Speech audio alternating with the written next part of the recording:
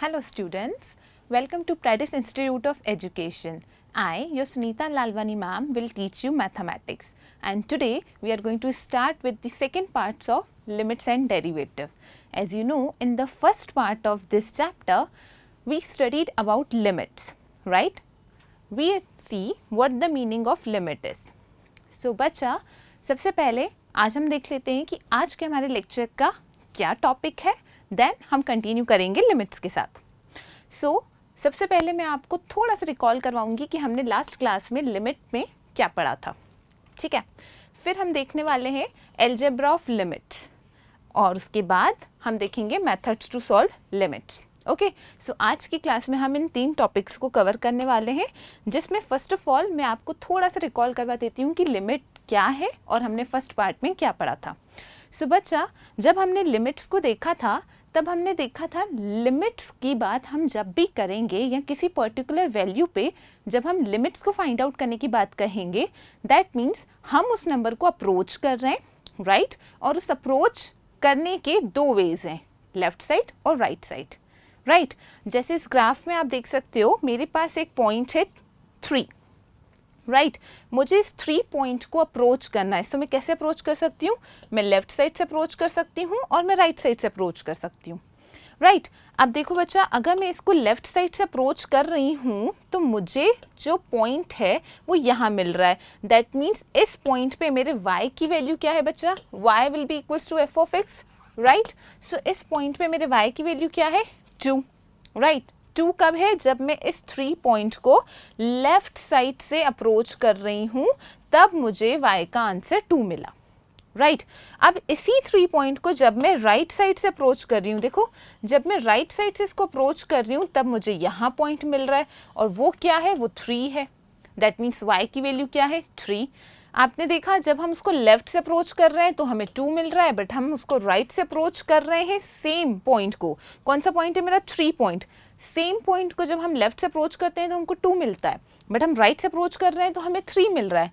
इसका क्या मतलब हुआ? इसका ये मतलब हुआ कि हमारी जो लेफ्ट हैंड लिमिट है वो हमारी राइट हैंड लिमिट के इक्वल नहीं है, और जब हमारी left hand limit right hand limit के इक्वल नहीं होती है, दैट मीन्स हमारी लिमिट एग्जिस्ट नहीं करती है, राइट? ये डिस्कस किया था.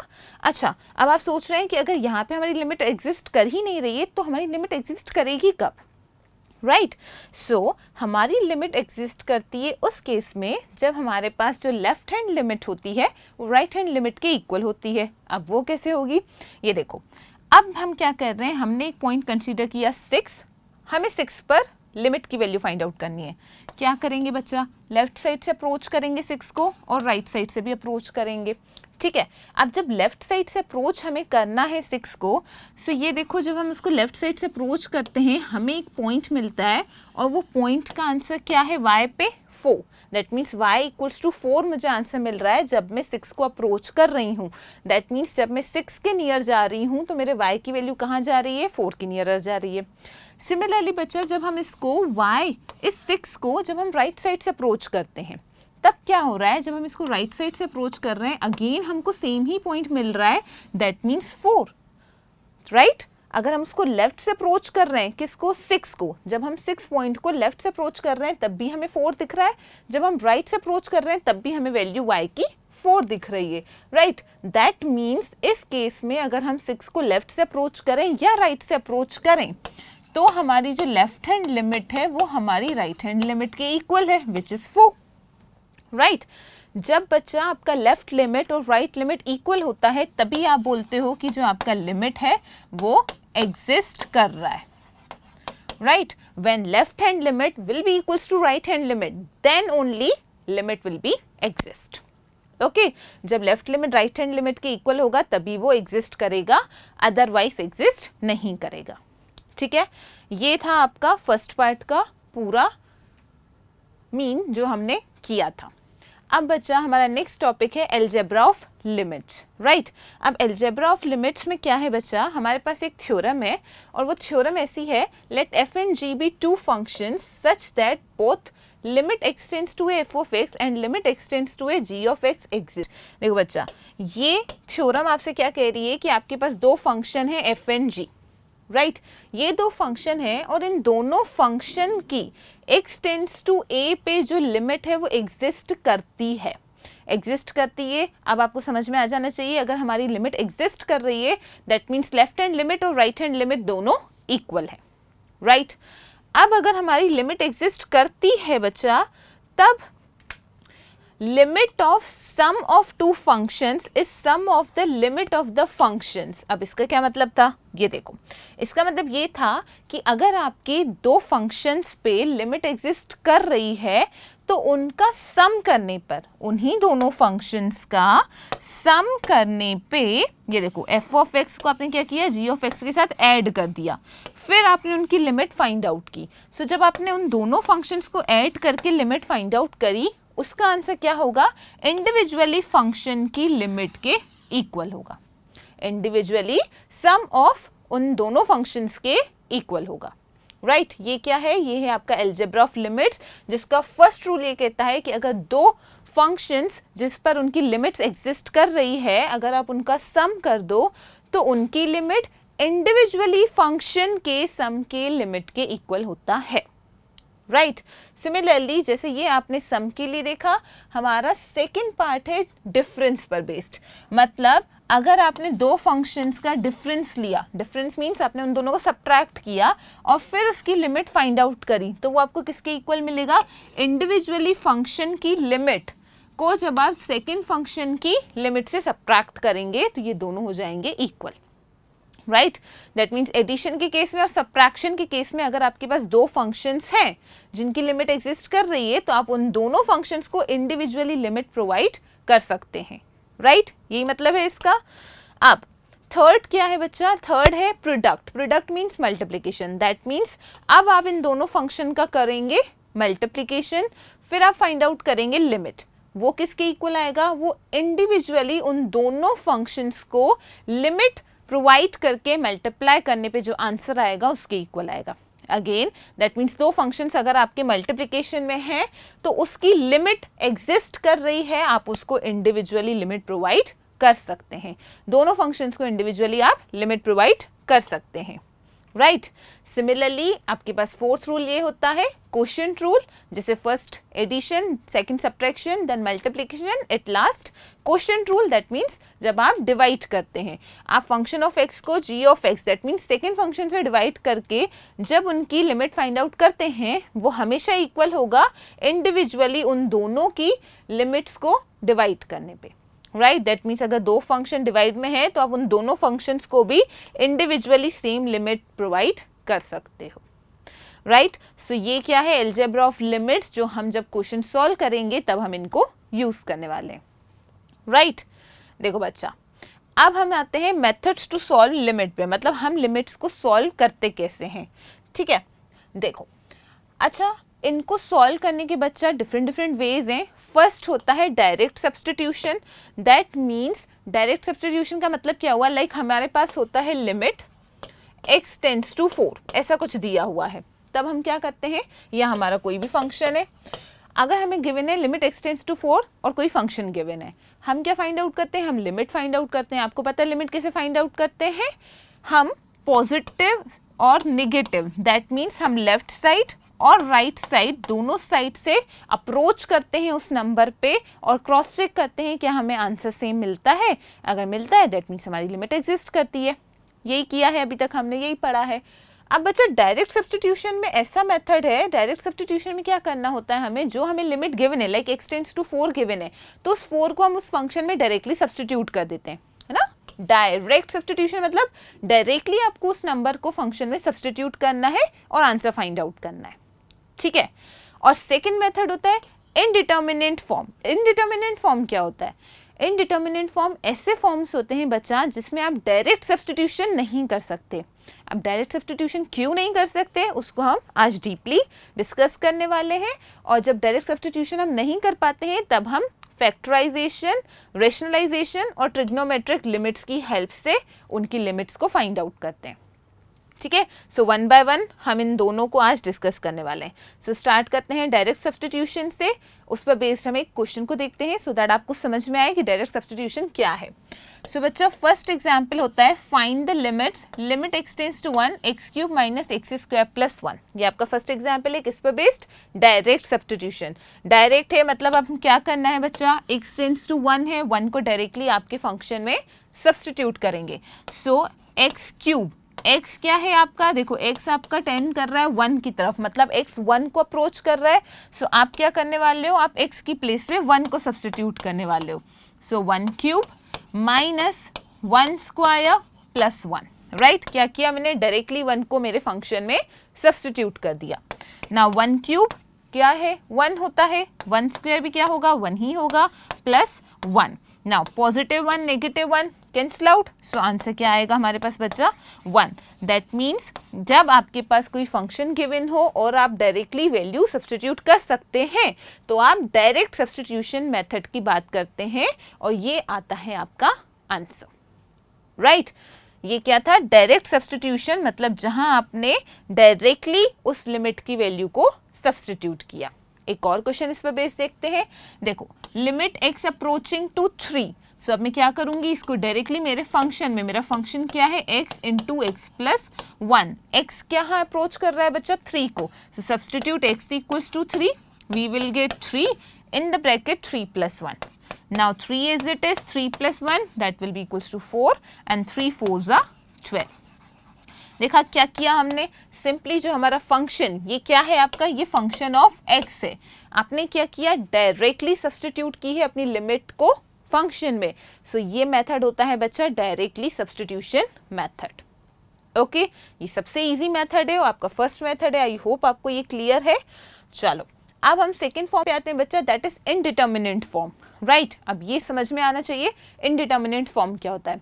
सो बच्चा हमारी पूरी मैथमेटिक्स में टोटल 7 ऐसे टर्म्स हैं जो नेचुरली वैसे बिहेवियर शो नहीं करते जैसे बाकी के मैथ्स के जो टर्म्स हैं या डिजिट्स हैं शो करते हैं। अब बोलोगे ये क्या है, राइट। चलो देखो, जैसे फर्स्ट फॉर्म होता है बच्चा 0/0। अब लाइक मैं आपको क्वेश्चन में दूं, बताओ मुझे 3/3 का आंसर क्या है, क्या कहोगे कि ये क्या पूछ रहे हैं, सिंपली कैंसिल आउट करो, आंसर 1 मिल जाएगा, यही करते हो, राइट। इसके प्लेस पे अगर मैं आपको बोलूं 10/10 का आंसर क्या है, अगेन आप इसको कैंसिल आउट करोगे, बोलोगे 1 आंसर है, राइट। तो ये क्या है, ये सबके लिए सेम है। अगर मैं सेम क्वांटिटी आपको दे देती हूँ तो आप कैंसिल आउट करके मुझे 1 आंसर दे देते हो। यही आप यहाँ पर भी करते हो, 0 से 0 कैंसिल आउट किया, आंसर 1, राइट। बट ऐसा हम यहाँ नहीं करते, ये इनडिटर्मिनेंट फॉर्म है और ये फॉर्म आप डायरेक्टली कैंसिल आउट करके 1 नहीं लिख सकते। क्यों नहीं लिख सकते, क्योंकि इसका आंसर डिपेंड करता है इसके सोर्स पे। अब सोर्स क्या है, लाइक बच्चा जैसे मैं आपको दे दूं 2/2 का आंसर बताओ, तो आप डायरेक्टली 1 बोलते हो, आप ये थोड़ी बोलते हो मुझे बताओ ये कौन से क्वेश्चन में है, कहाँ लिखा हुआ है, मैं उसको देख के बताऊंगी या मैं उसको देख के बताऊंगा कि इसका आंसर क्या होगा, ऐसे कभी नहीं बोला होगा आपने। बट जब 0/0 आएगा तब आपको ये पूछना है कि ये किस सोर्स से आया है। जब तक आप देख नहीं लोगे कि ये कौन से क्वेश्चन का पार्ट है, कहाँ से आया है 0/0, तब तक आप इसका आंसर नहीं बता सकते, राइट। इस पर बेस्ड हम क्वेश्चन भी डिस्कस करने वाले हैं आज। सेकेंड फॉर्म होता है इनफाइनाइट/इनफाइनाइट, सेम है, आप इसको कैंसिल आउट करके 1 आंसर नहीं कर सकते, इनडिटर्मिनेंट है। आप इसको ऐसे भी समझ सकते हो, अभी तक हमने पढ़ा है कि 1 के अपॉन में कभी 0 नहीं आना चाहिए, क्यों, क्योंकि वो इनफाइनाइट बन जाता है और इनफाइनाइट मीन्स क्या, जो डिफाइंड ही नहीं है, राइट। सो इन दोनों फॉर्म्स में आप इनको कैंसिल आउट करके 1 आंसर नहीं दे सकते हो। इनकी वैल्यू डिपेंड करती है इनके सोर्स पे, जो आज हम एग्जाम्पल्स के थ्रू समझने वाले हैं। बट उसके पहले आप सारे फॉर्म्स देख लो। नेक्स्ट है बच्चा इनफाइनाइट माइनस इनफाइनाइट, लाइक अगर मैं पूछती हूँ 5 - 5 क्या होता है, सो आप डायरेक्टली बोलते हो 0 होता है। सिमिलरली 7 - 7 0 होता है, या कोई भी नंबर हो अगर सिमिलर नंबर है तो उनका सब्ट्रैक्शन आप 0 बताते हो। बट इसका मतलब ये नहीं कि इनफाइनाइट माइनस इनफाइनाइट भी 0 होगा, नहीं होगा। ये कौन सा फॉर्म है, ये इनडिटर्मिनेंट फॉर्म है और इसमें आप डायरेक्टली इनको माइनस करके 0 नहीं देख सकते। आपको पता होना चाहिए ये कहाँ से आया है, इसका सोर्स क्या है, बिकॉज अगर डिफरेंट सोर्सेस होते हैं ना तो इनके आंसर्स भी डिफरेंट होते हैं। इसीलिए इनडिटर्मिनेंट फॉर्म ऐसे फॉर्म होते हैं जो बाकी सबकी तरह अपना बिहेवियर शो नहीं करते। राइट। सिमिलरली 0 इंटू इन्फिनिटी, अभी तक हमने क्या देखा है कि 0 किसी से भी मल्टीप्लाई करो आंसर तो 0 ही आएगा, राइट। लाइक मैं लिख देती हूँ 10 इंटू 0, आपको पता है आंसर तो 0 ही आएगा। 0 एक ऐसा नंबर है जिसको किसी से भी मल्टीप्लाई करो तो आंसर 0 ही आता है, बचपन से हम यही पढ़ रहे हैं, बट ऐसा इनफाइनाइट के साथ नहीं होता, ठीक है। सो इन्फिनिटी इंटू 0 आपका 0 आंसर नहीं देगा, it is dependent on the source, source पे डिपेंड करेगा।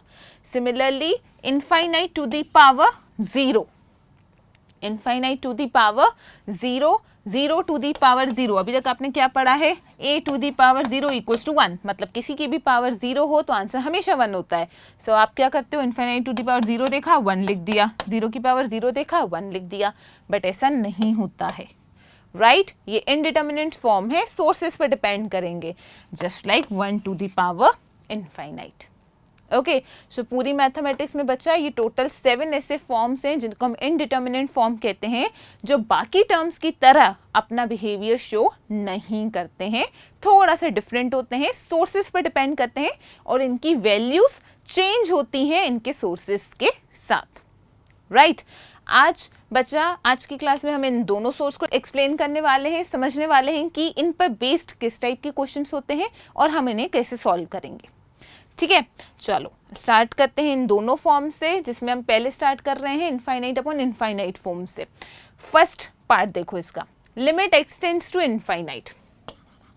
लिमिट कहाँ अप्रोच कर रही है, इनफाइनाइट को। क्वेश्चन क्या है, x अपॉन x। अगर बच्चा मेरी लिमिट इनफाइनाइट को अप्रोच कर रही है तो मैं क्या करती हूँ, डायरेक्ट सब्सटीट्यूशन में मैं अपनी लिमिट को सब्सटीट्यूट कर देती हूँ। सो मुझे मिल जाएगा इनफाइनाइट अपॉन इनफाइनाइट, मिल गया वो form infinity upon infinity, right. But अब इन्फिनिटी अपॉन इन्फिनिटी मिल गया, अब इसका क्या करें, कैसे सॉल्व करें। सो हम क्या करेंगे, सोर्स पे वापस जाते हैं। अब देखते हैं, अगर मेरे पास x अपॉन x है, मैं इसको तो नहीं कैंसिल आउट कर सकती, बट मैं x को x से तो कैंसिल आउट कर सकती हूँ, और अगर मैं x को x से कैंसिल आउट कर दूँ तो मुझे क्या मिलेगा, 1। अब इसका क्या मतलब हुआ, इसका मतलब ये हुआ कि मेरा इन्फिनिटी अपॉन इन्फिनिटी 1 के इक्वल है, राइट। मिल गई हमको वैल्यू जो अभी तक हमको पता ही नहीं थी। चलो एक और पार्ट देखो इसका। अब मेरे पास है limit extends to infinity 2x upon x, right. Again मेरी क्या है, डायरेक्ट सब्सटीट्यूशन मेथड अप्लाई करना है मुझे। मेरा जो x है वो इनफाइनाइट को अप्रोच कर रहा है, सो मैं यहाँ क्या मेंशन करूँगी, 2 इंटू इनफाइनाइट अपॉन इनफाइनाइट। अब इनफाइनाइट तो इतना बड़ा नंबर है, राइट, कितना बड़ा है, सबसे ज़्यादा बड़ा तो इनफाइनाइट ही है, तो अगर मैं उसको 2 से मल्टीप्लाई भी करूँगी तो भी मुझे क्या मिलेगा, इनफाइनाइट ही मिलेगा, क्योंकि और डबल हो जाएगा वो, मतलब इतना बड़ा है, हम वैसे ही उस तक पहुँच नहीं पाते हैं, अब तो वो डबल हो गया। सो वो एटलीस्ट आपको क्या ही लिखना है, उसको इनफाइनाइट ही मेंशन करना है। सो अगेन मुझे क्या मिला, इनफाइनाइट अपॉन इनफाइनाइट मिला, राइट। जैसे आप इसको ऐसे भी समझ सकते हो, 0 से आपको किसी को भी मल्टीप्लाई करना है, आंसर 0 ही आना है। सिमिलरली इनफाइनाइट को भी किसी से भी मल्टीप्लाई कर दो, आंसर इनफाइनाइट ही आएगा, क्योंकि वो ऑलरेडी बहुत बड़ा है, right. So again infinite upon infinite आ गया। सो क्या मैं उसकी वैल्यू 1 लिख दूं, क्योंकि मैंने फर्स्ट केस में देखा इनफाइनाइट अपॉन इनफाइनाइट 1 होता है। पहले मैं चेक कर लेती हूँ कि इसका सोर्स क्या है। देखो 2x अपॉन x से मैं x को x से कैंसिल आउट कर देती हूँ, क्या मिला मुझे, मुझे तो 2 मिला। दैट मीन्स अगर मैंने सेकंड एग्जाम्पल को देखा तो वहाँ मेरे इनफाइनाइट अपॉन इनफाइनाइट की वैल्यू फिर चेंज हो गई, अब उसका आंसर तो 2 हो गया, राइट। ये अब आपने पहले कभी इसको किसी भी क्वेश्चन में ऐसा कुछ देखा है कि 5 अपॉन 5 की वैल्यू एक क्वेश्चन में आपको 1 मिल रही हो और दूसरे क्वेश्चन में आपको उसका आंसर 2 मिल रहा हो, आज तक कभी देखा है, नहीं। लेकिन यहाँ आप देख रहे हो। चलो एक और एग्जाम्पल देखो, यहाँ है 3x अपॉन x।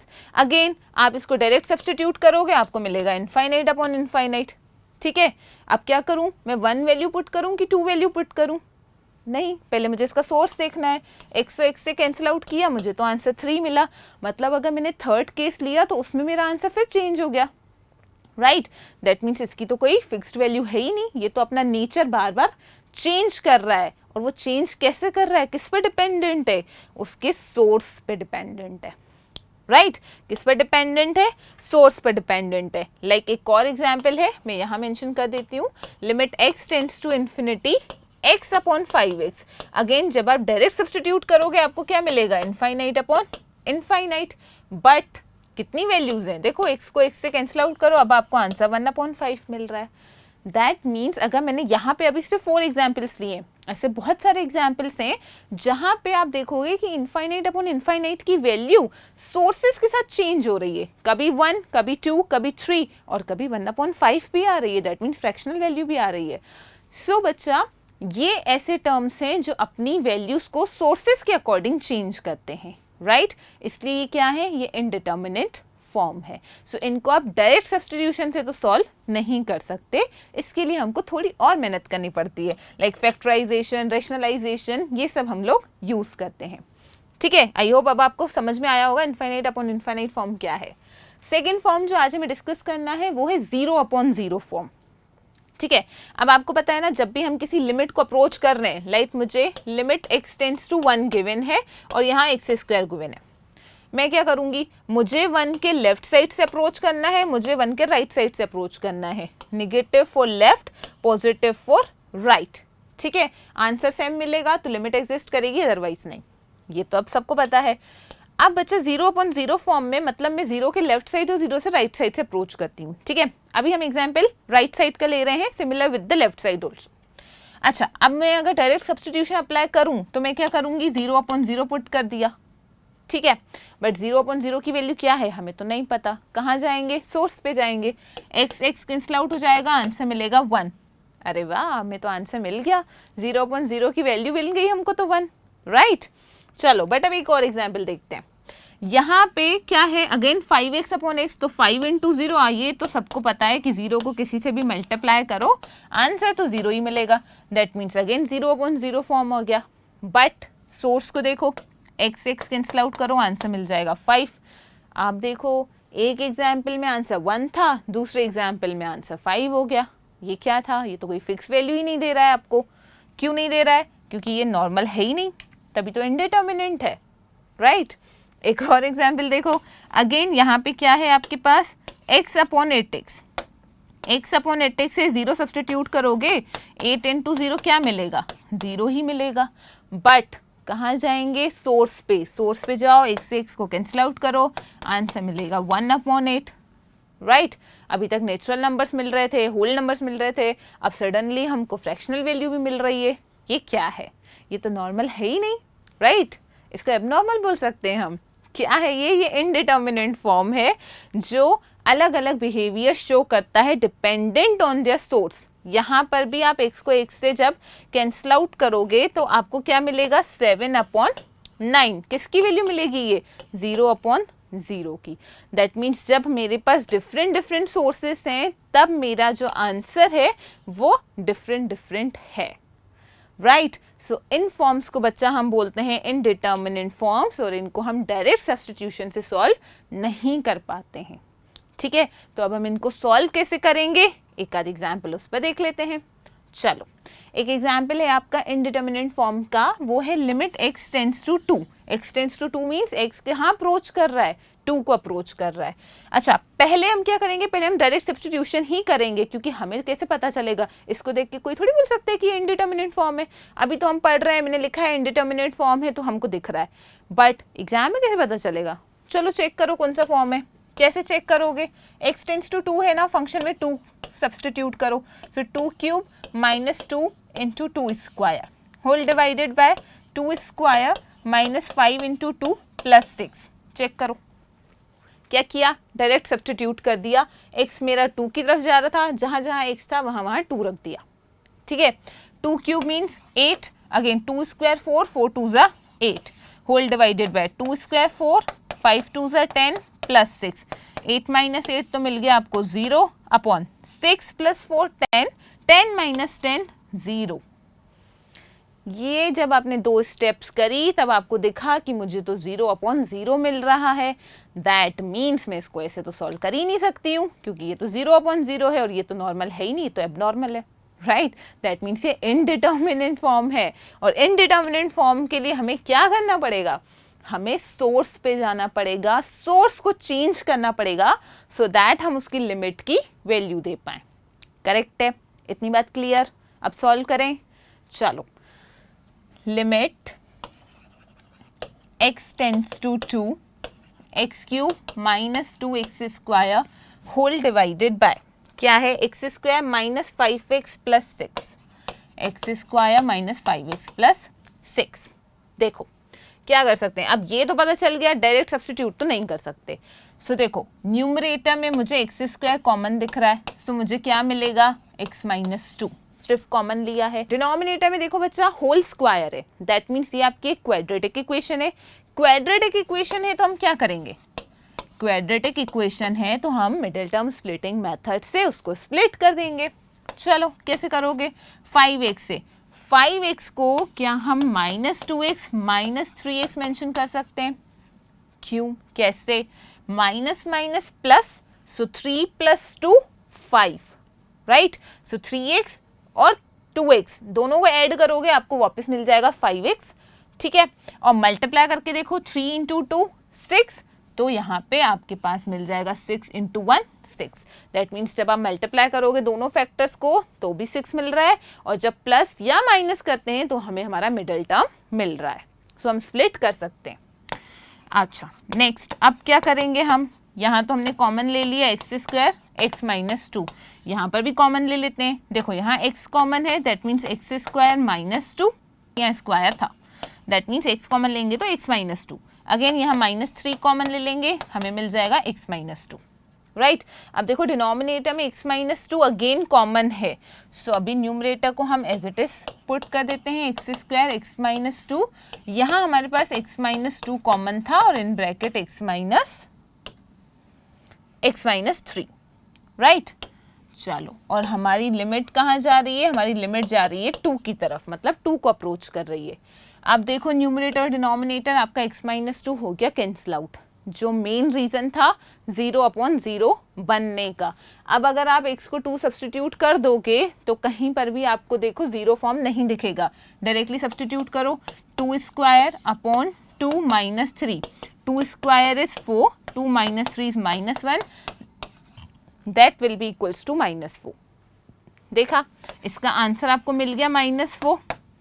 बट अगर हम इसको डायरेक्टली सब्सटीट्यूट कर रहे थे तब हमें क्या मिल रहा था, 0/0 फॉर्म। दैट मीन्स हम क्या करेंगे, सबसे पहले तो हम डायरेक्ट सब्सटीट्यूशन ही अप्लाई करेंगे, उसके थ्रू हमें समझ में आएगा। अगर डायरेक्टली आपको एक फाइनाइट वैल्यू मिल रही है, आंसर मिल रहा है, that means it's okay. But अगर नहीं मिल रहा, 0/0 इनफाइनाइट अपॉन इनफाइनाइट ऐसा कोई फॉर्म मिल रहा है, दैट मीन्स आपको समझना है कि ये इनडिटर्मिनेंट फॉर्म है और अब हमें कुछ ना कुछ चेंज करना है क्वेश्चन में। और चेंज करने के क्या वेज हैं, आप फैक्टराइजेशन कर सकते हो, जैसे हमने यहाँ पे फैक्टराइजेशन किया, रेशनलाइज कर सकते हो, ट्रिग्नोमेट्रिक आप ट्रिग्नोमेट्री अप्लाई कर सकते हो, राइट। 1 बाय 1 हम उनको भी डिस्कस करने वाले हैं। आई होप आपको ये इसका एग्जाम्पल क्लियर हुआ हो, जो किस पर बेस्ड था आपका, इनडिटर्मिनेंट फॉर्म पे, राइट।